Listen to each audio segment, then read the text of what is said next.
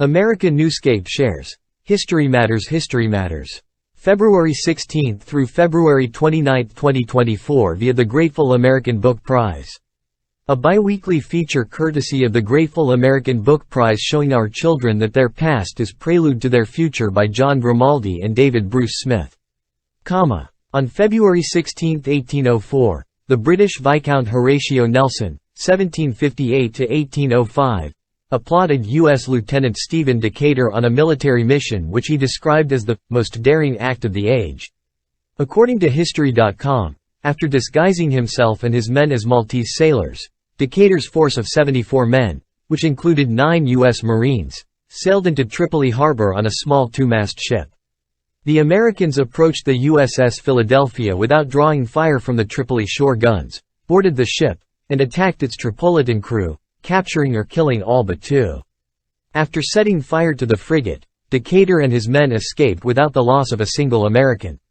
The Philadelphia subsequently exploded when its gunpowder reserve was lit by the spreading fire. The Grateful American Book Prize recommends Our Country, Right or Wrong?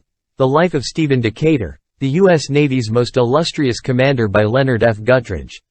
On February 18, 1885, Samuel Clemens, known also as Mark Twain, put out The Adventures of Huckleberry Finn.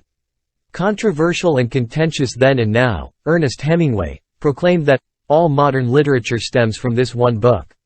History.com notes that Twain introduced Huck Finn as the best friend of Tom Sawyer, hero of his tremendously successful novel The Adventures of Tom Sawyer, 1876.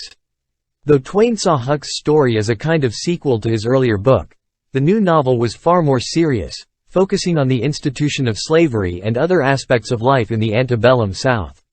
The Grateful American Book Prize recommends Twain's The Adventures of Huckleberry Finn. Mardi Gras is a worldwide celebration but since February 27, 1827. New Orleans, Louisiana has evolved into the place to be on Fat Tuesday. The holiday has a religious connotation but the celebration in New Orleans is decidedly secular.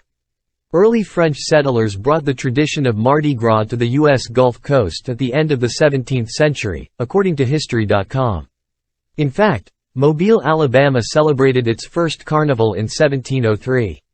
However, Spanish governors later banned the celebrations.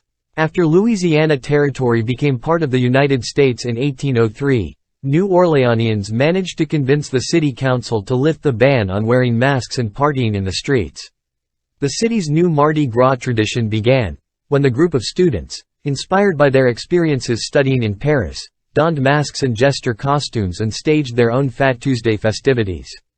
The Grateful American Book Prize recommends Rosarie O'Neill's New Orleans Carnival Cruise. The History, Spirit and Secrets of Mardi Gras. Please visit facebook.com/Grateful American Book Prize and please consider subscribing to this channel and visit their website grateful-american-book-prize.com.